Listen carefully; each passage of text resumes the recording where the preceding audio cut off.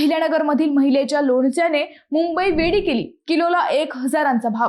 एका साध्या गृहिणीने बनवलेलं मडक्यातलं लोणचं थेट मुंबईत गाजतंय आणि एवढंच नाही तर या लोणच्याला मिळतोय तब्बल 1000 रुपये किलोचा भाव. मंडळी, अहिल्यानगर जिल्ह्यातल्या अकोले तालुक्यातील पिंपळगाव निपाणी गावातील मंगला वाकचौरे यांनी पारंपरिक पद्धतीने बनवलेल्या गावरान आंब्याच्या लोणच्याने मुंबईकरांना अक्षरशः वेड लावले. मुंबईत आयोजित करण्यात आलेल्या महालक्ष्मी सरस 2026 या मोठ्या प्रदर्शनात त्यांनी आपल्या लोणच्याचा स्टॉल लावला आणि अवघ्या 4 दिवसात तब्बल 40 किलो लोणचं विकलं गेलं. विशेष म्हणजे या लोणच्याचा दर होता तब्बल 1000 रुपये किलो.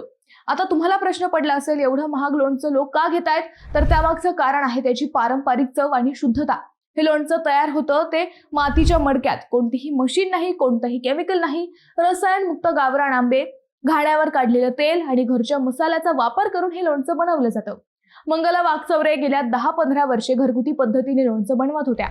पण उमेद अभियानामुळे त्यांना व्यवसायाची नवी दिशा मिळाली. त्यांनी स्वतःचा ब्रँड तयार केला आणि आज त्यांचं उत्पादन थेट बंगळुरू पर्यंत पोहोचलंय. एका गृहिणीच्या मेहनतीमुळे अनेकांना रोजगारही मिळतोय.